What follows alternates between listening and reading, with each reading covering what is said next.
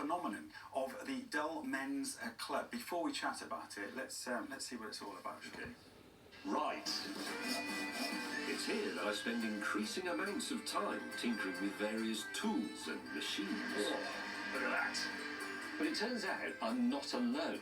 There's this online phenomenon of dull men's forums, where men, and even a few women actually, address things that appear to be trivial, dull even, but that actually might be quite important, or even interesting. Do you think this is dull? It depends how you define dull. Do you reckon you can get 25 volts into the handle of an umbrella? Yeah! Everybody excited? Now, James, that round of applause is for the programme, of course, but also for your shed. Oh, it's some shed. Congratulations. I know, it's where we're all destined, I think, as men and some women as well. It's, you know, we've talked about this for years, the shed, the workshop, the loft, the basement. We all really want to be there. That is a very good one. So how does one qualify for the Dull Men's Club? Can women join? Women can definitely join, and there are quite a few women involved. There are several dull men's forums, and I think really the people involved are dull. That is the defining characteristic. But I think they might be imagining that they're being ironic by saying dull. They're saying, these are things that people think are dull, but actually we know they're interesting. But then when you have a look, you think, no, quite a lot of it is quite dull, actually. So no, but some are very interesting. There's like quirky hobbies in there as well. I suppose the idea is getting people together. That's the main thing. Well, I think, yes, it's a bit like we've seen with, you know, repair cafes and so on. There is a need. I think there's a sort of visceral need amongst people to make things, be creative. So and fix things. Yeah, fix things, make things out of wood, paint pictures, do tapestry, all these things. But they can become slightly lonely. So I think if you find some, I'm always amazed that pubs don't do this. Yes, a pub evening. I mean, not with sharp woodworking tools. That would be very bad in a pub. But you know, maybe watercolouring for beginners. Whilst you have a couple of beers and a gin and tonic. And surprising how they'd improve the more booze you get down here. I think they would become more abstract. With the word that the artist would use. I like hanging out the washing. That's so dull and wonderful. Well, thank you. No, it's very satisfying. I agree. Tasks like that are very satisfying. And doing it properly. Well, exactly. And there is a way, because my There mother definitely keeps is. telling me there's Yes. a way.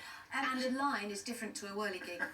This is a whole episode here, Now it was being dull. I'm sorry, but that was I'm scattered. now, this does play in beautifully to your love of engineering in this programme, because in the first episode, you design something where you make it, and you think it's something that Dragon's Den might be interested in. It's quite niche.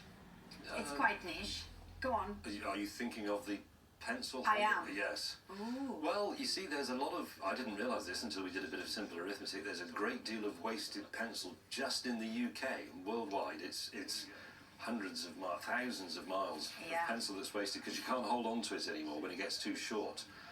So I've made a pencil holder that is a little bit like a cigarette holder from the 1920s in an old film, but it holds the end of your pencil in a little spring-loaded mouth, if you like, so you can continue to use it. I'm interested. We're not just saving pencils, we're saving the world. Lead by lead. I can tell you're all very convinced. Well, there's lots of problems to solve. That is one of them, definitely.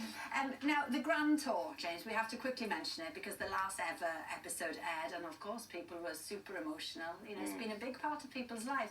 For you three, though, it's definitely the end of an era.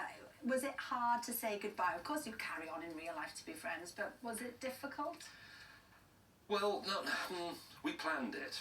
We always said that we would try and land it gracefully rather than fly it into the sea, and I think we just about got away with it.